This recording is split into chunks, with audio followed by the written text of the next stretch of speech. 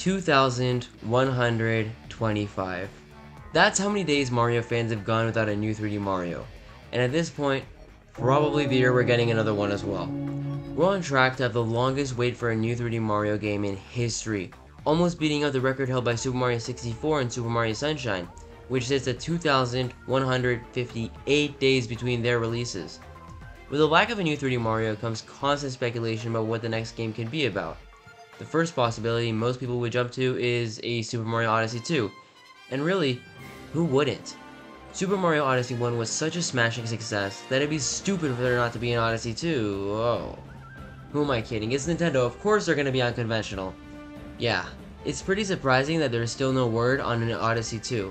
The game's main gimmick, Cappy, not only granted Mario the ability to possess Goombas, Hammer Bros, and meat, but also gave Mario an extra few jumps in the air, adding immensely to his movement options. And not to mention, Mario Odyssey just feels good. All of Mario's moves feel good to perform, the camera is the best it has ever been in any 3D Mario, and the visuals and audio are superb. It just seems right for Nintendo to expand on all of these elements for another 3D Mario game in the form of a sequel to Odyssey. So because Nintendo isn't willing to capitalize on their own game's success, I'm gonna capture them and make Super Mario Odyssey 2 for them, right here, right now.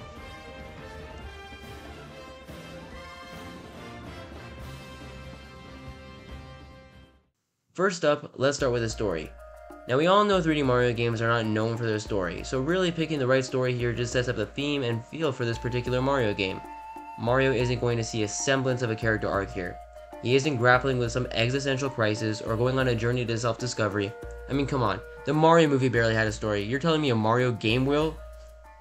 Such as with Galaxy 1 and Galaxy 2, I don't think Super Mario Odyssey 2's story really needs to be that distinct from Odyssey 1, but I wouldn't go to the level of making the story non-existent like it was in Galaxy 2 though. My idea for a story goes like this. The game opens with Mario on his way to Princess Peach's castle. From her balcony, Peach waves at Mario and then heads inside. We then see Mario pull out a ring from his pocket. He looks at it, smiles, and then heads for the castle door. We then transition into the next scene, a lunch date between Mario and Peach, both enjoying a slice of cake.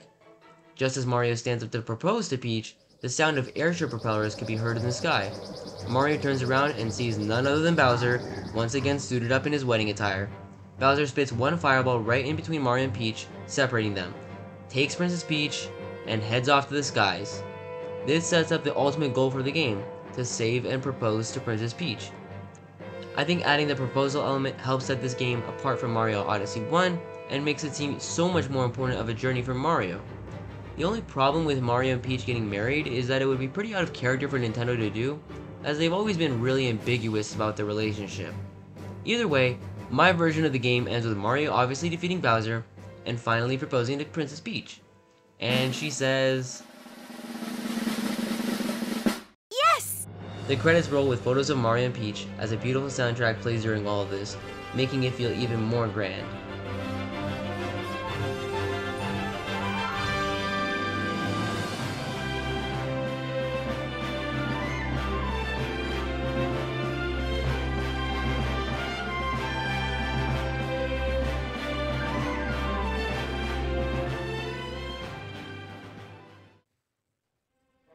Next up, we have the gameplay. Mario's controls stay the exact same, as I'm completely content with his current movement options in Odyssey 1. The UI would stay the same in this game, and so will the life system, or lack thereof, as I like the idea of removing the game over screen in favor of the player losing coins for their failures instead.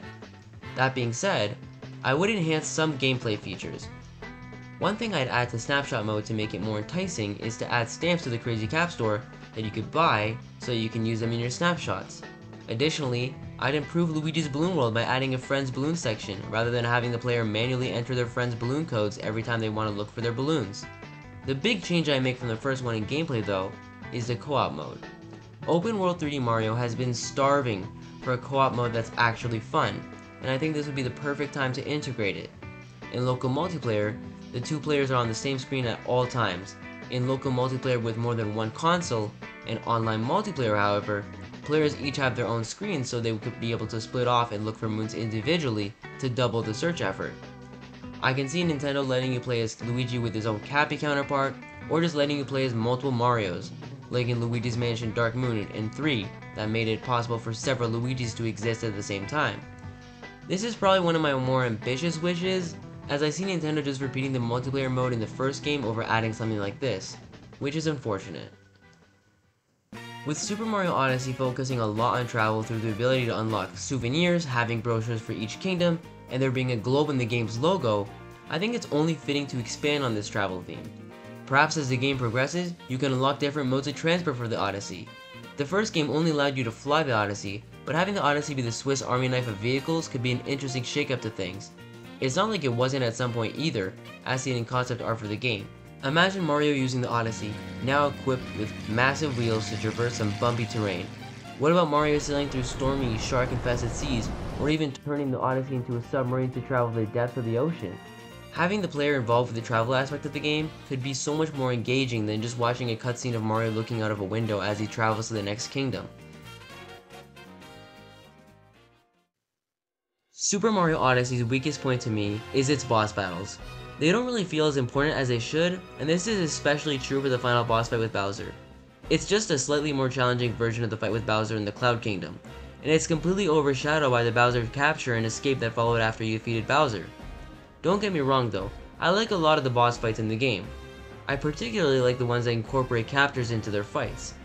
Madame Brood is a great introductory boss, Knuckle Attack puts the Bullet Bill capture to test, Mollusque Lanceur is satisfying to squirt on, bruh. And I like the use of Podoboos in the Cookatiel fight. The Broodals though, they're literally fluffy versions of the Kooplings that can easily be replaced in Odyssey 2. Concept art for the Broodals showed some arguably cooler designs than what we actually got in the final game. If Odyssey 2 is going to have wedding planners, I hope Bowser fires the Broodals, opening up room for more creative boss fights. My proposal for boss fights is to make use of the Odyssey's new transportation methods and reintroduce Bowser's car from the Super Mario Odyssey concept art, since in this game, the Odyssey would be able to travel in air, on land, and on sea, and Bowser's vehicle can do just the same. In the air, Bowser's car could shoot bullet bills that Mario would need to capture and fly right into Bowser's car. On land, Mario can pursue Bowser in an epic car chase, as Bowser drops spike traps that Mario would have to avoid. Mario then has to touch a boost panel whenever he sees one to charge right into Bowser's car. On sea, Bowser could shoot both cannonballs and Koopa shells at Mario. Mario would have to steer away from the cannons, but can grab the Koopa shells and throw them back at Bowser. Really, the possibilities with boss fights are endless, and I'm just spitballing ideas here. Imagine what the creative minds of Nintendo could have been cooking up for the last 6 years.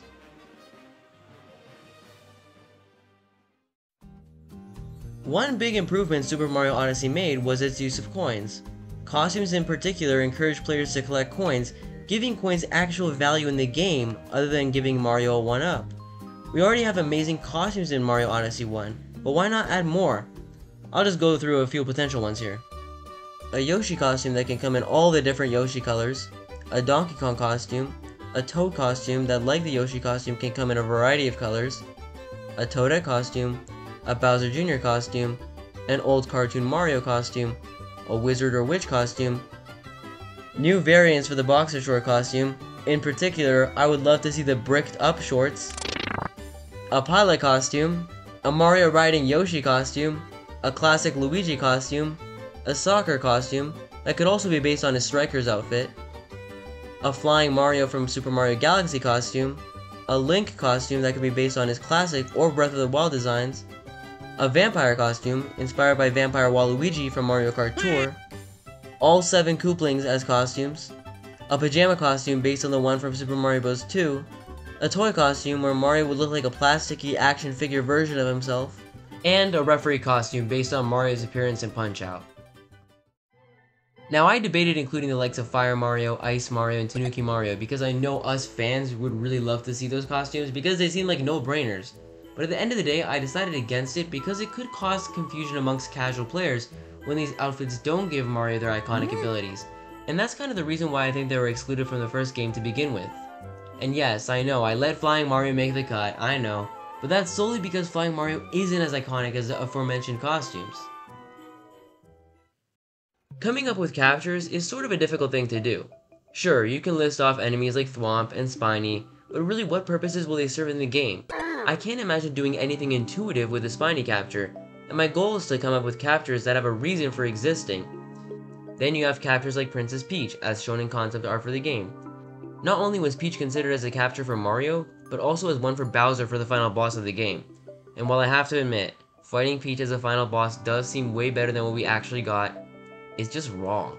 You have Bowser forcing himself into Peach, and I don't mean it like that, but having Bowser possess Peach and forcing Mario to fight her just doesn't sit right with me. Anyways, back to the potential captures.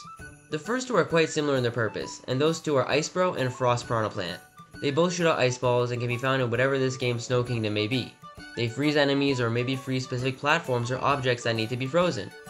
Koopa Troopa also seems like an obvious pick here as well.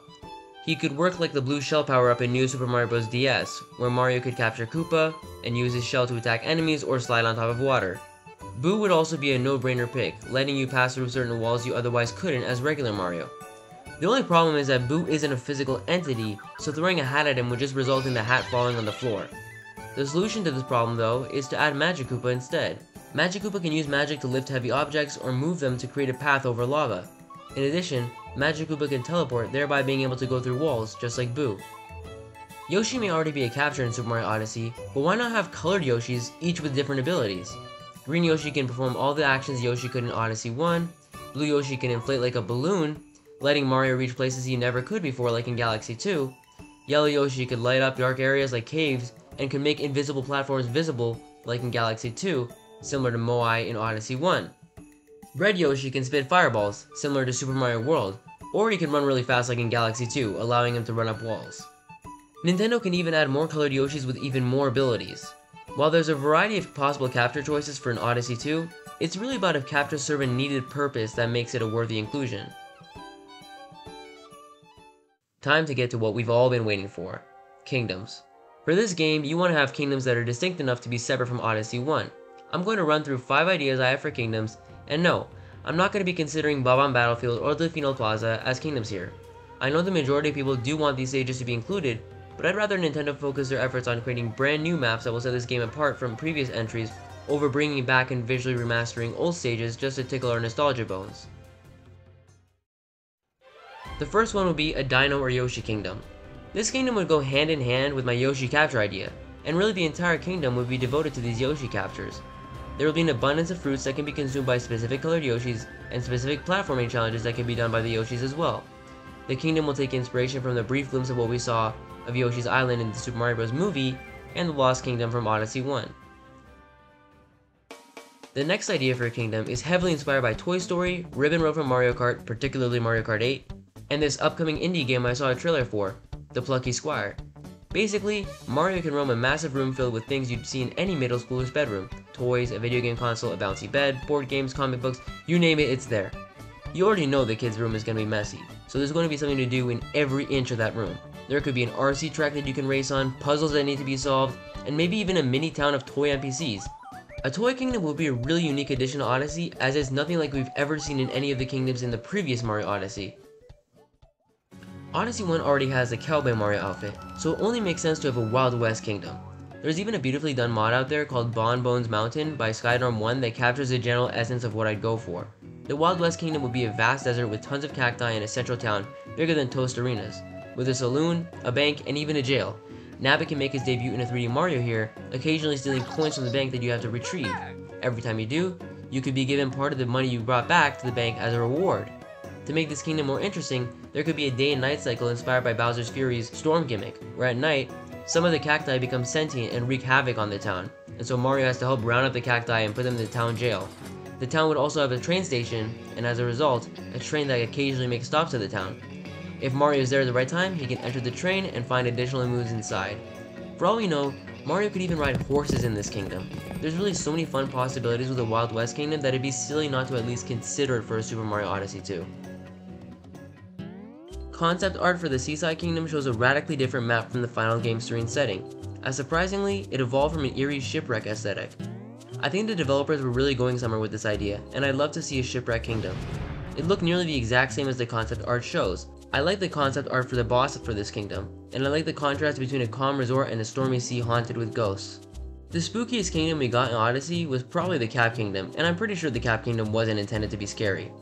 As for the resort, it could host characters from all the other kingdoms, feature a buffet, a water park, and a hotel for Mario to explore, similar to how Mario could explore Hotel Delfino from Super Mario Sunshine.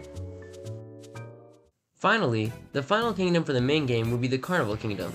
Inspired by Super Mario 3D World, this is where Mario would fight Bowser.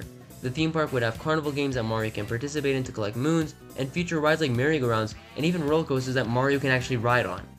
A giant Bowser castle, sort of like the Cinderella Castle at Disney World, would be the centerpiece of the park, giving the theme park Bowser's special flair. The final kingdom being a theme park would be such a fantastic way to finish the game, and an even better place for Mario and Peach to get married as the story's conclusion. And those are some of my ideas for a Super Mario Odyssey 2. Realistically, I don't see Odyssey 2 happening at this point because if it were, it probably would have been leaked or announced by now.